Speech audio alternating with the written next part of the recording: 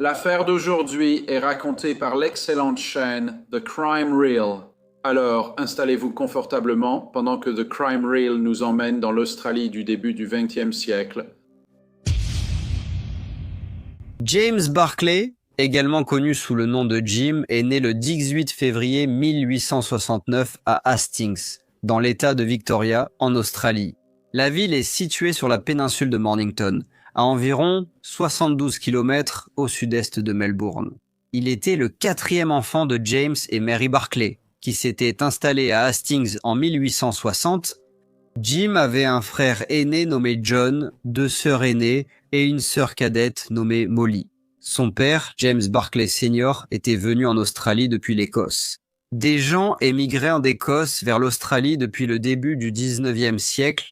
Beaucoup étaient des fermiers des Highlands et des Lowlands, venus avec leurs compétences pour fonder leurs fermes ou travailler dans de grands domaines d'autres propriétaires. Le nombre de personnes venant d'Écosse en Australie a encore augmenté au milieu du 19e siècle, lorsque de l'or a été découvert pour la première fois à Ophir en Nouvelle-Galles du Sud, puis à Ballarat et Bendigo Creek dans le Victoria. Pendant cette période, on estime que 90 000 Écossais sont arrivés en Australie.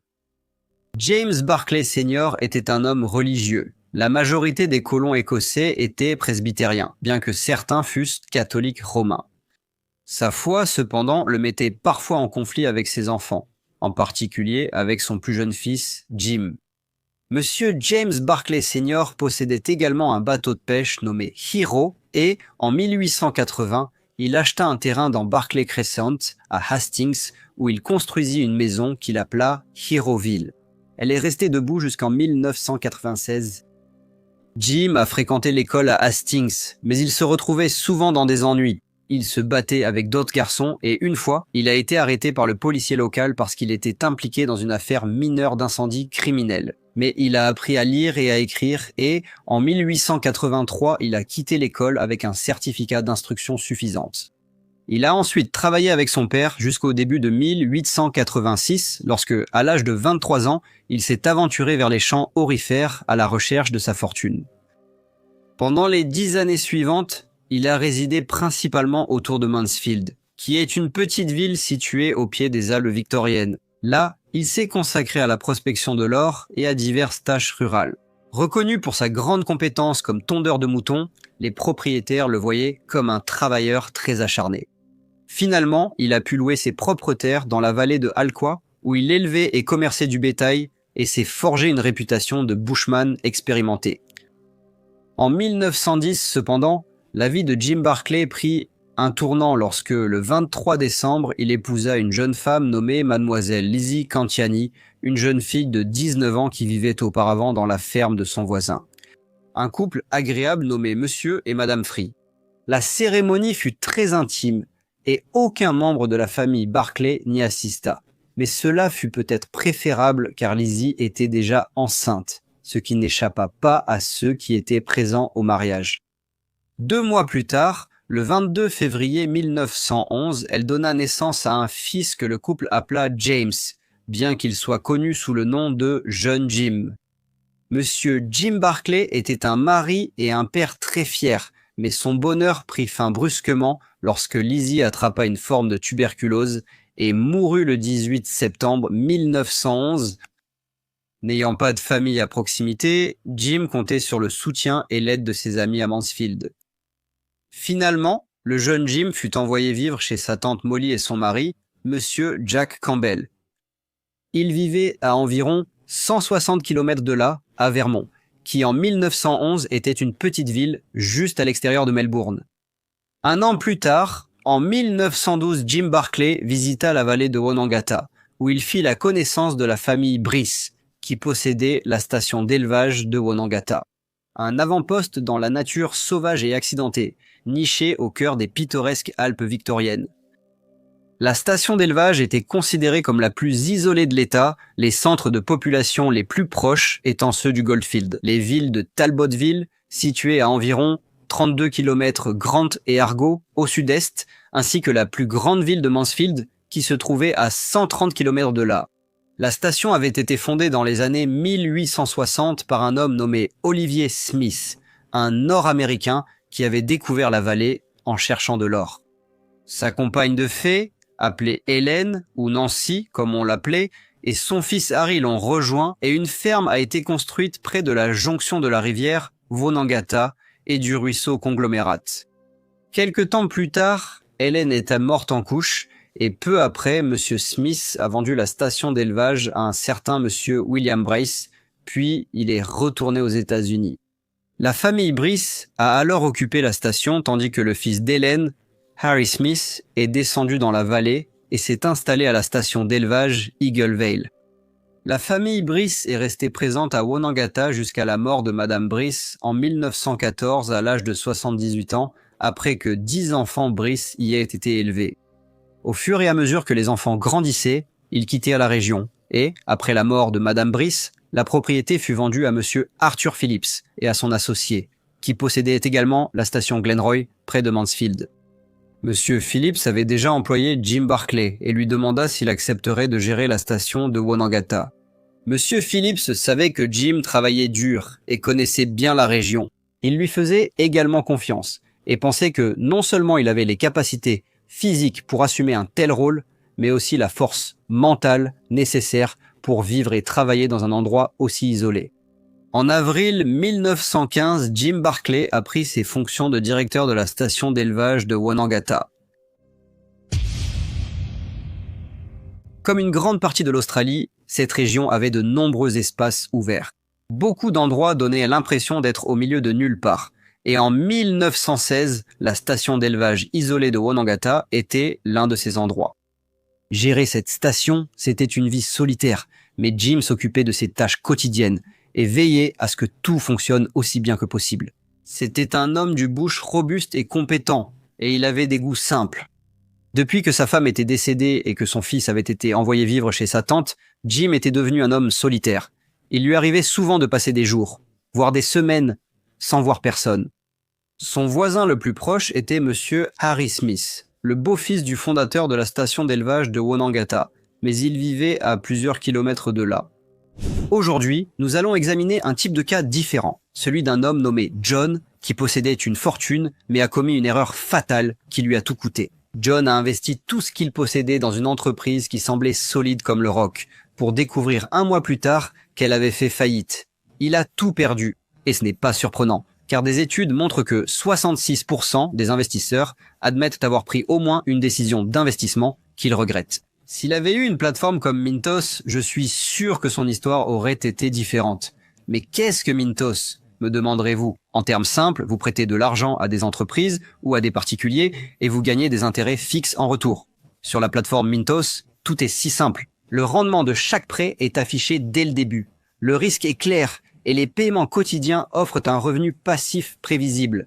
Le tout simplement. Sur la plateforme, je peux filtrer les prêts selon le rendement que je souhaite, le niveau de risque avec lequel je suis à l'aise et même la durée du prêt. Mintos propose également des portefeuilles automatisés. Donc vous n'avez pas à tout surveiller en permanence pendant que vos rendements sont réinvestis automatiquement. Avec Mintos, le rendement moyen des prêts est de presque 11%. Mintos est en activité depuis 2014, compte plus de 600 000 utilisateurs et est réglementé dans l'Union européenne sous MiFID.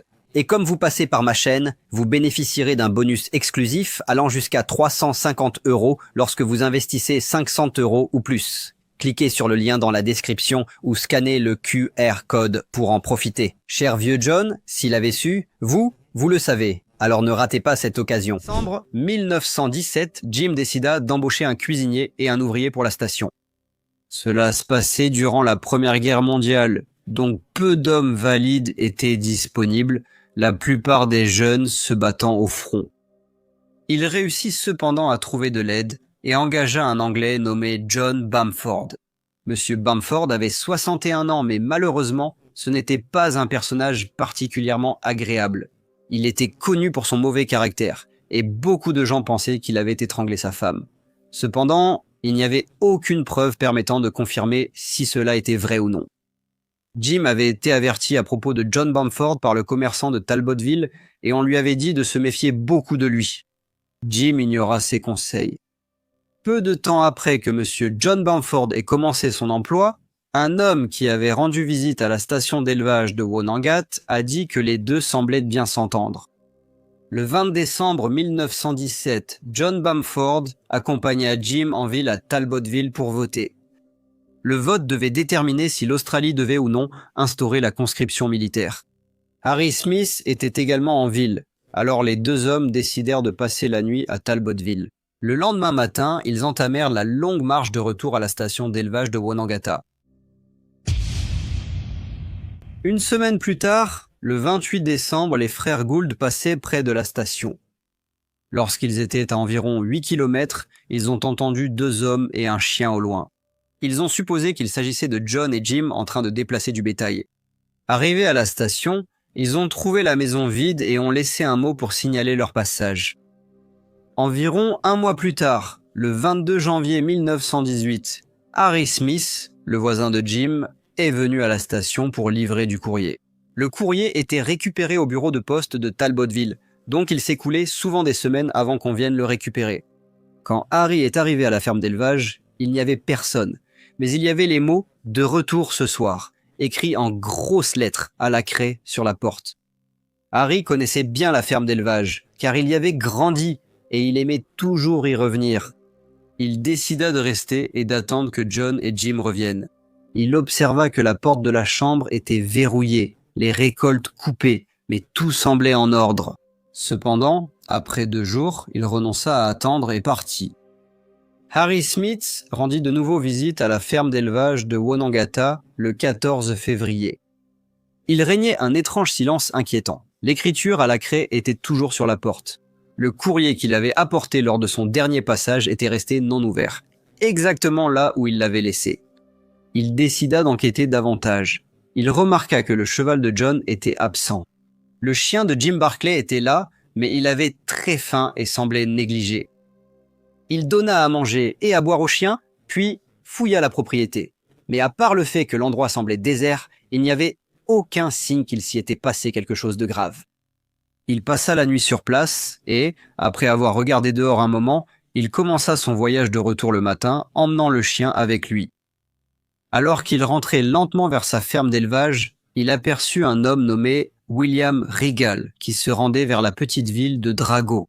Harry lui demanda s'il pouvait envoyer un télégramme aux propriétaires de la ferme d'élevage de Wonangata pour leur dire que quelque chose n'allait pas.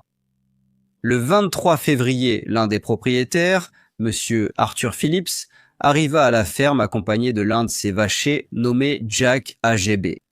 Harry Smith les a rejoints le lendemain. Ensemble, ils ont fouillé plus largement et, après 2 jours, ils ont fait une découverte macabre. Le corps fortement décomposé de Jim Barclay. Il avait été partiellement enterré près du ruisseau. Le corps a pu être identifié comme étant celui de Jim, grâce aux vêtements, à la ceinture et à la blague à tabac. Les 3 hommes ont réenterré le corps, puis sont partis prévenir la police. C'était une marche de 80 miles jusqu'à Mansfield. Un détective nommé Alex McCarral a été envoyé à Wonangata avec un agent de police nommé Ryan, qui connaissait bien la région car il avait grandi à proximité. Il devait rester au domaine et essayer de découvrir ce qui était arrivé à Jim Barclay. Ils ont vite trouvé le fusil de chasse de Jim dans la chambre, où il semblait avoir été tiré récemment. Des traces de traînées menèrent de la chambre vers l'extérieur.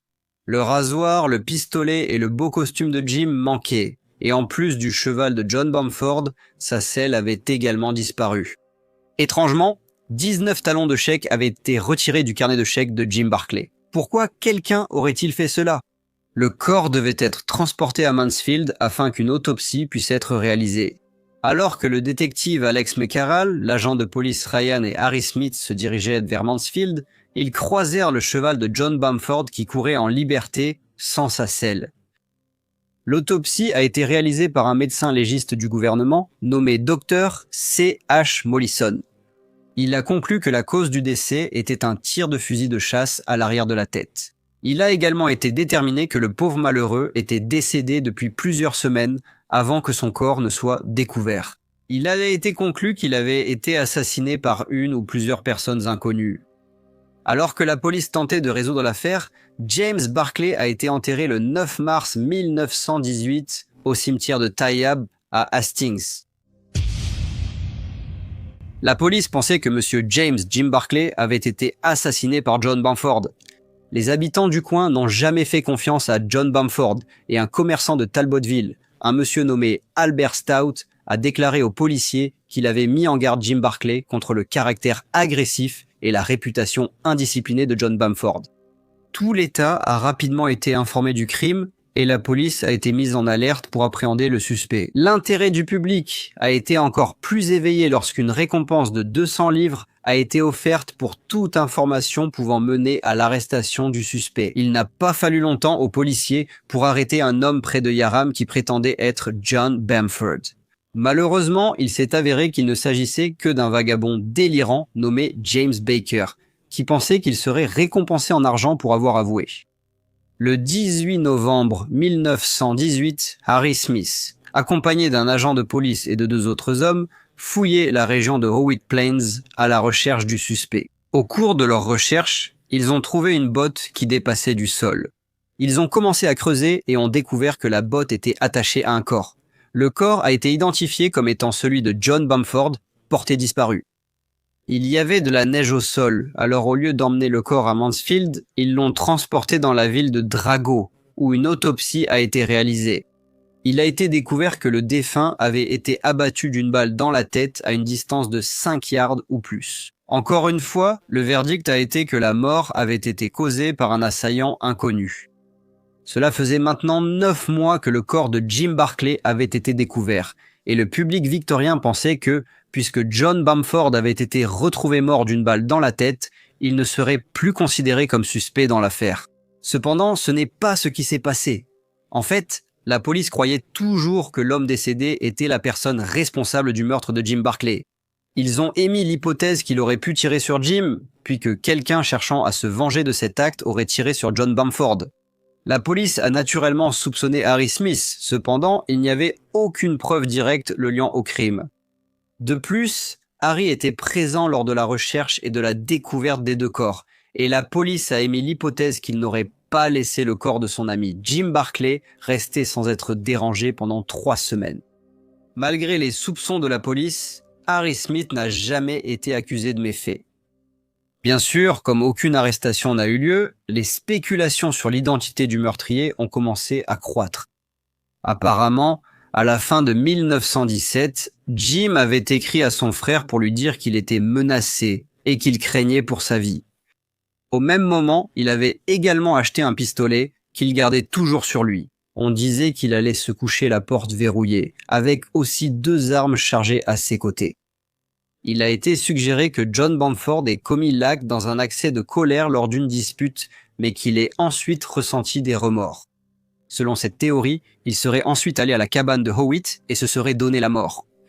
Cependant, cette théorie semble improbable, car elle contredit l'opinion généralement admise sur le tempérament de John. De plus, aucune preuve de la présence d'un revolver n'a été trouvée près de la cabane où le corps de John Bamford a été découvert. Il aurait également été physiquement impossible pour John de s'enterrer lui-même. De plus, bien sûr, l'autopsie a conclu que John Bamford avait été abattu à une distance de 5 yards ou plus. Une autre théorie est que les 2 hommes étaient revenus après avoir travaillé loin de la station en janvier 1918 et sont tombés sur des voleurs de bétail qui tentaient de voler leur bétail. Les voleurs de bétail ont alors tué les 2 hommes. Ils ont ensuite déplacé le corps de John pour faire croire qu'il avait commis le crime. Cependant, le rapport de police rejette cette théorie, soulignant que le seul animal manquant à Wonangata était le cheval de John, qui a été retrouvé plus tard errant sur le mont Howitt. Un auteur avance une théorie très intéressante et nomme les présumés meurtriers comme étant Jack et Sid Beveridge. Ils étaient des voleurs de bétail bien connus de la région de Buckland. Selon l'auteur, Sid aurait avoué à son voisin son implication dans le crime lorsqu'il était âgé. Fait intéressant, le folklore local de la région de Buckland comprend une histoire selon laquelle Jack Beveridge aurait courtisé une femme nommée Dolly Eccleston pendant 40 ans et lui rendait visite chaque dimanche soir vêtue du plus beau costume de Jim Barclay. Fait remarquable, ce costume avait été signalé comme manquant lors de l'enquête judiciaire initiale. Une autre idée avancée est que James Jim Barclay poussé par son ambition d'égaler son frère couronné de succès, se serait livré au vol de bétail pour acquérir de la richesse. Il est suggéré que sa quête acharnée de gains financiers a conduit à une confrontation où il a croisé la route de quelqu'un dont le travail et l'intégrité ont été affectés par ses actions, ce qui a finalement abouti à son meurtre.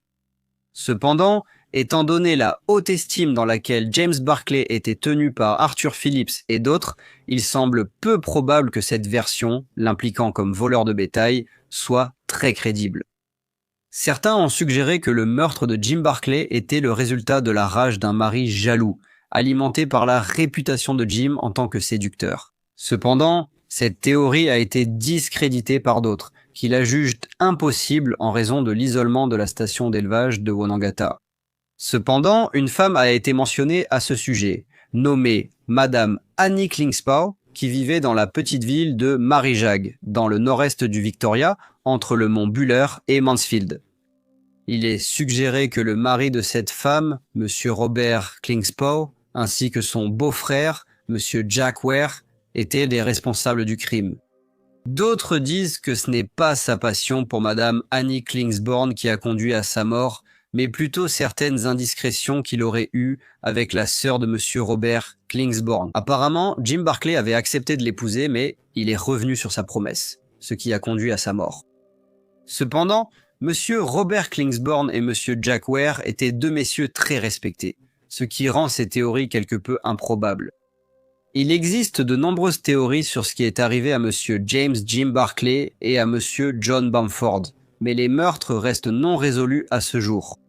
Après avoir terminé ses études, le fils de Jim Barclay, Jim Jr., a rejoint Harry Smith à la station de bétail Eagle Vale, où il a travaillé pendant de nombreuses années.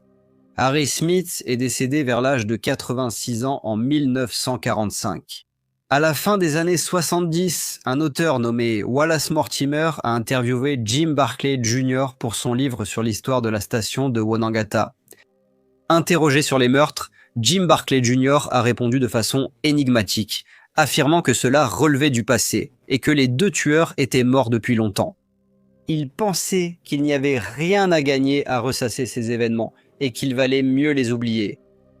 En 1957, la station d'élevage de Wonangata a été tragiquement détruite par un incendie à cause des actions involontaires de randonneurs.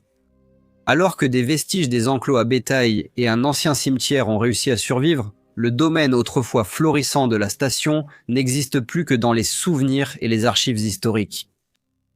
Aujourd'hui, la région englobant la station de Wonangata fait partie du magnifique parc national alpin, accessible uniquement en véhicule tout-terrain, à moto tout-terrain, à cheval ou à pied. La région demeure une destination séduisante pour les amateurs d'aventure et les passionnés de nature. Les visiteurs peuvent s'immerger dans des paysages à couper le souffle, admirer la beauté sauvage de la nature australienne, tout en sachant qu'il s'agit d'une région où 2 hommes ont été assassinés et dont le ou les coupables n'ont jamais été appréhendés. Et à ce jour, les meurtres de Wonangata, comme on les appelle désormais, restent non résolus. Merci au Crime Reel d'avoir narré la vidéo d'aujourd'hui. Le Crime Reel est une chaîne consacrée aux faits divers qui propose un contenu incroyable. Ce serait vraiment bien que vous alliez voir sa chaîne et j'ai laissé un lien ci-dessous. Comme d'habitude, n'hésitez pas à laisser vos commentaires ou retours. Et j'espère vous retrouver tous dans le prochain Briefcase.